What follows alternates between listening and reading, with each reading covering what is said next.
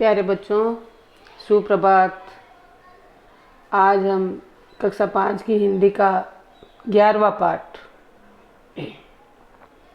नीति के दोहे पढ़ेंगे। नीति के दोहे बच्चों यानी हमारे जो संत कवि हुए हैं उन्होंने दोहों के रूप में हमें जो ज्ञानवर्धक बातें बताई है उनके बारे में हम पढ़ेंगे। इनसे हमें बहुत ही अच्छी शिक्षा मिलती है, सुंदर शिक्षा मिलती है, जीवन के लिए सीख मिलती है। तो आज हम संत कबीर के दोहे और संत रहीम के दोहे पढ़ेंगे। मैं इन दोहों का आदर्श पाठ करूंगी और साथ में उनका भावार्थ भी बताऊंगी। संत कबीर एक बहुत ही बड़े संत हुए जिन्होंने समाज में फैले हुए अंधविश्वास, कुरीतियाँ, ऊंच नीच का भेदभाव, उनसे दूर करते हुए हमें जीवन की शिक्षा दी है। इनका पहला दोहा है, बुरा जो देखन मैं चला, बुरा न मिलिया कोय, जो दिल खोजा आपना, मुझसा बुरा न कोय। बुरा जो देखन मैं चला यानी इस संसार में मैं बुरे को देखने के लिए चला, परंतु मुझे कोई भी बुरा नहीं मिला। मिलिया मतलब मिला। मैंने अपने अंदर ही, अपने मन में, अपने दिल को खोजा तो मुझे लगा कि मुझसे बुरा इस दुनिया में और कोई नहीं है।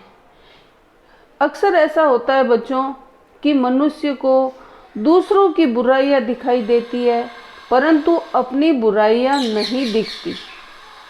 परंतु होना ऐसा चाहिए, कबीरदास जी कहते हैं कि होना ऐसा चाहिए कि हमें दूसरों में केवल अच्छाइयाँ नजर आए,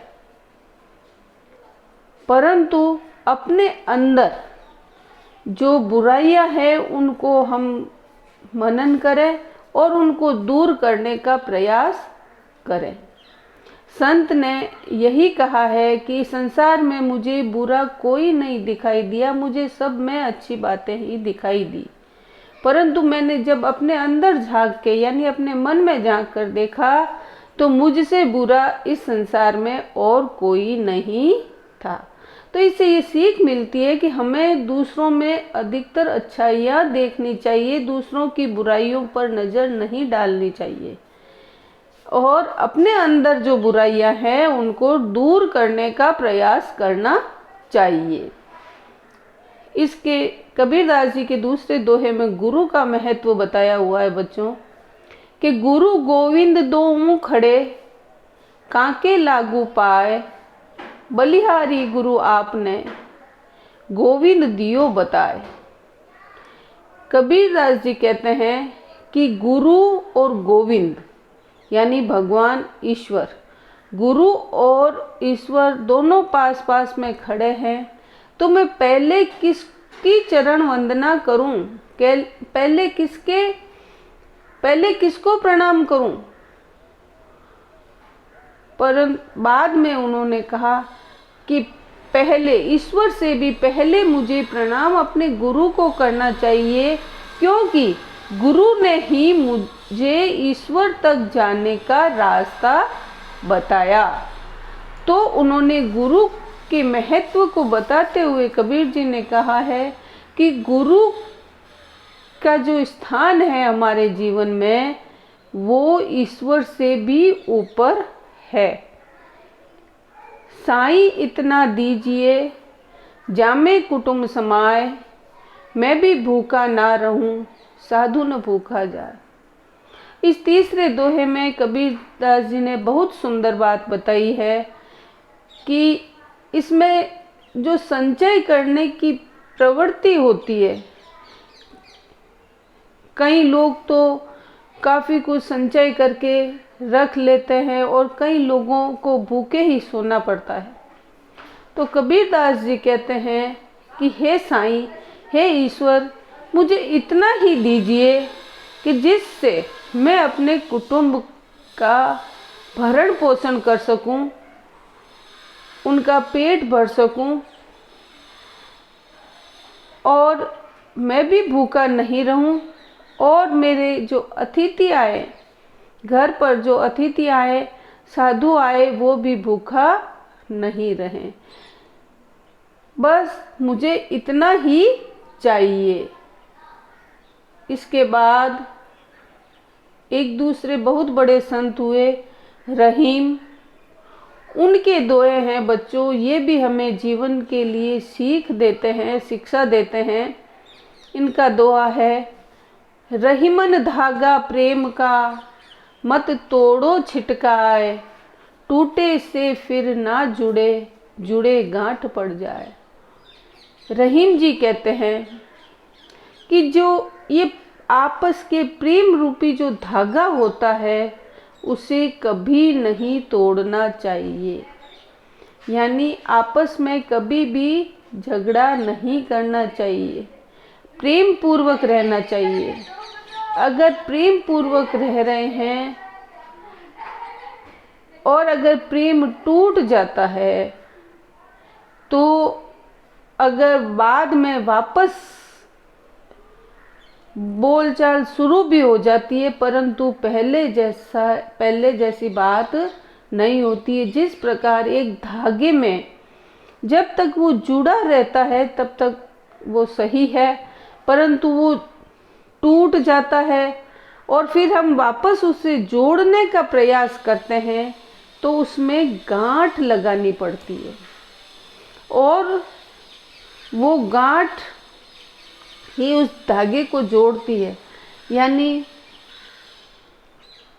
जो प्रेम अगर टूट गया है, तो वापस जुड़ने पर वो पहले जैसी मिठास उसमें नहीं रहती है। इसलिए कभी हमें अपने परिवार, समाज, आपस के प्रेम संबंधों को नहीं तोड़ना चाहिए। अगर टूट भी जाते हैं और वापस जुड़ने पर उनमें वो गांठ पड़ जाती है, यानी पहले वाली वो मिठास उसमें नहीं रहती। अगला दुआ है, बड़े बड़ाई ना करे, बड़े न बोले बोल, रहीमन हीरा कब कहे, लाख हमारो मोल। इसमें रहीम जी ने कहा है कि वास्तव में जो गुणवान व्यक्ति होते हैं, वो कभी अपनी बड़ाई खुद नहीं करते।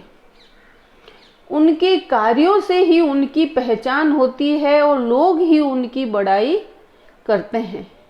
वो खुद अपने मुंह से कभी भी अपनी बड़ाई नहीं करते। जो वास्तव में बड़े लोग होते हैं, गुणवान लोग होते हैं, चरित्रवान लोग होते हैं, वो अपनी बड़ाई खुद नहीं करते। रहीम जी ने हीरे का उदाहरण देते हुए कहा है कि हीरा अनमोल होता है, उसकी कीमत हम सोच भी नहीं सकते, परंतु हीरा कभी अपने मुंह से नहीं कहता है कि हमारा मोल लाखों में है। इसीलिए कहा गया है कि जो बड़े लोग होते हैं वो खुद की बड़ाई खुद नहीं करते, उनके कार्यों से ही उनकी पहचान होती है और समाज के लोग ही उनकी बड़ाई करते हैं। अगला दुआ है, तरुवर फल नहीं खात है, सरवर पिए न पान, कह रहीम पर काज हित, संपत्ति संचय सुजान। तरुवर कहते हैं बच्चों पेड़ को। जैसे पेड़ अपने फल स्वयं कभी नहीं खाता है, सरवर कहते हैं तालाब को। तालाब अपना पानी स्वयं कभी नहीं पीता है। रहीम जी कहते हैं कि जो संत लोग होते हैं वो पर काज हित, काज कहते हैं कार्य को, पर यानी दूसरे के कार्य, हित यानी भलाई। तो संत लोग हैं या जो सज्जन लोग हैं वो दूसरों की भलाई के लिए ही संपत्ति का संचय करते हैं, दूसरों की भलाई के लिए ही संपत्ति इकट्ठा करते हैं। संचय यानी इकट्ठा करना, सुजान यानी सज्जन। तो जिस प्रकार पेड़ उसके स्वयं के फल होते हुए भी वो अपने स्वयं के फल कभी नहीं खाता, सरोवर यानी तालाब अपना पानी स्वयं कभी नहीं पीता, उसी तरह सज्जन व्यक्ति भी दूसरों के हित के लिए संपत्ति का संचय करते हैं, धन का संचय करते हैं और उसे भलाई के कार्य में लगाते हैं। अगला दुआ है, जे गरीब पर हित करे ते रहीम बड़ लोग, कहाँ सुदामा बापुरो कृष्ण मिताई जोग। इसमें बहुत बड़ी बात कही है रहीम जी ने कि जो गरीबों का भला करते हैं वास्तव में वही बड़े लोग हैं। धन संपत्ति होने से ही कोई इंसान बड़ा नहीं कहलाता, परंतु जो गरीबों का हित चाहता है, गरीबों का भला करता है, वही मनुष्य वास्तव में बड़ा है। वही लोग बड़े हैं जो दूसरों का भला करते हैं। इसमें एक कहानी बताई हुई है कि कहाँ तो गरीब सुदामा थे, बापुरो यानी बेचारा, कहाँ तो बेचारे गरीब सुदामा और कहाँ कृष्ण। क्या उनकी स्थिति में कोई मेल था? कृष्ण तो बड़े राजा थे और कृष्ण बेचारे एक साधारण गरीब ब्राह्मण थे, परंतु उनके बचपन की मित्रता थी और उस मित्रता को कृष्ण ने निभाया। तो इसीलिए कृष्ण को बड़ा बताया हुआ है, भगवान कहते हैं उनको। क्यों? कि उन्होंने गरीबों का हित किया, लोगों का भला किया। जो गरीबों का भला करते हैं, रहीम जी कहते हैं कि वास्तव में वही बड़े लोग हैं।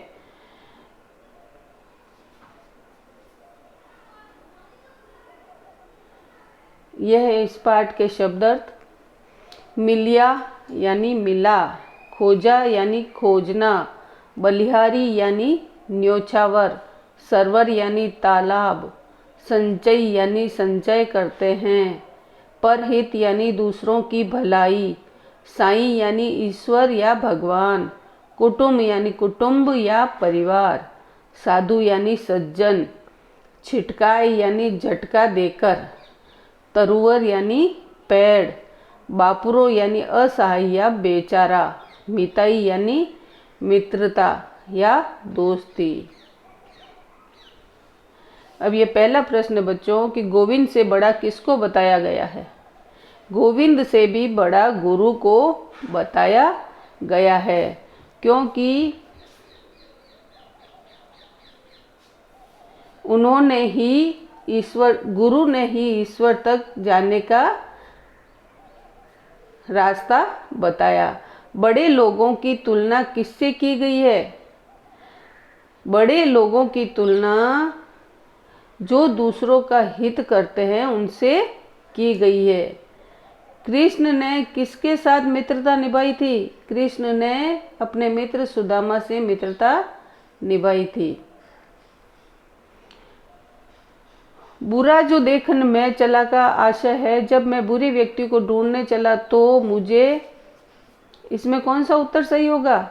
बुरे ही बुरे मिले, कोई बुरा नहीं मिला, कुछ बुरे कुछ भले मिले, सब भले ही भले मिले। ये इसमें ख होगा उत्तर बच्चों, कोई बुरा नहीं मिला। बड़े बड़ाई ना करे, दोहे में हीरा अपना महत्व यानी मूल्य इसलिए नहीं बताता है क्योंकि वह बोल नहीं सकता, उसे अपना मूल्य मालूम नहीं है। न बताना बड़प्पन की निशानी है। लाख रुपए का मोल कम है, बच्चों इसमें ग उत्तर सही होगा कि न बताना बड़प्पन की निशानी है। कबीर के किस दोहे में प्रेम का महत्व बताया गया है?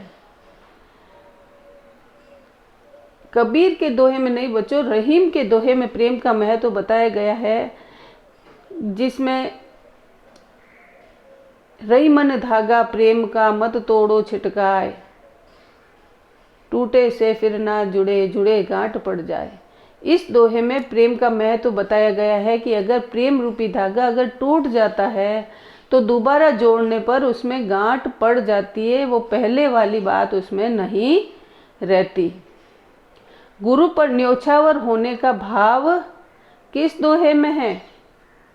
गुरु पर न्योछावर होने का भाव है कि गुरु गोविंद दोऊ खड़े कांके लागू पाए, बलिहारी गुरु आपने गोविंद दियो बताए। सरोवर स्वयं पानी नहीं पीता है, अर्थ बताने वाला दोहा। तरवर फल नहीं खात है, सरवर पिए न पान।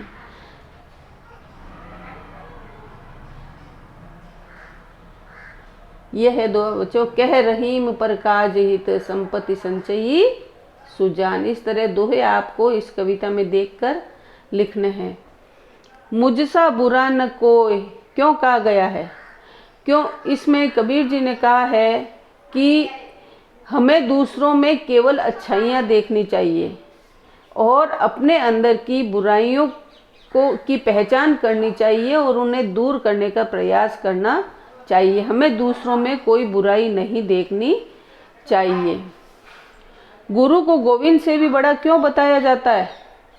क्योंकि गुरु ने ही गोविंद से मिलने का रास्ता बताया, इसलिए गुरु को गोविंद से बड़ा बताया गया है।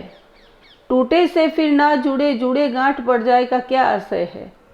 जिस प्रकार धागा एक बार टूट जाता है और जब दोबारा जोड़ने पर उसमें गांठ पड़ जाती है, इसके रहीम जी ने बताया, इसके आपसी प्रेम के संबंध के बारे में बताया है कि अगर अच्छा प्रेम है और अगर उसमें दरार आ जाती है, वापस जुड़ने पर उसमें पहले वाली मिठास, प्रेम की मिठास उसमें नहीं रहती है। इसलिए सभी प्रेम पूर्वक रहना चाहिए, कभी आपसी झगड़े नहीं करने चाहिए।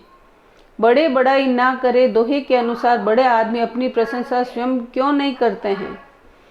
बड़े आदमी अपनी प्रशंसा स्वयं नहीं करते हैं क्योंकि उनके कार्यों से उनकी पहचान होती है और उनकी बड़ाई दूसरे लोग, समाज के लोग करते हैं।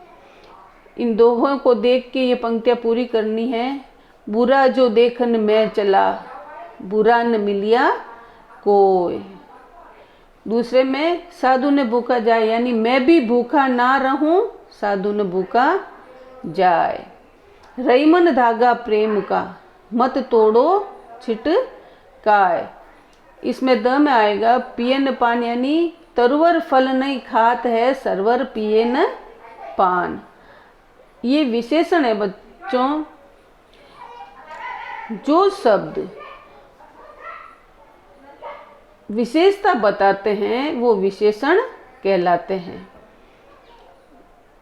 ऊपर शब्द दिए हुए हैं, उनको आप यहाँ लिखना है। या जैसे भला आदमी, तालाब यानी गहरा तालाब, पेड़ घना पेड़, गांठ मोटी गांठ, हीरा चमकीला हीरा, धागा कच्चा धागा।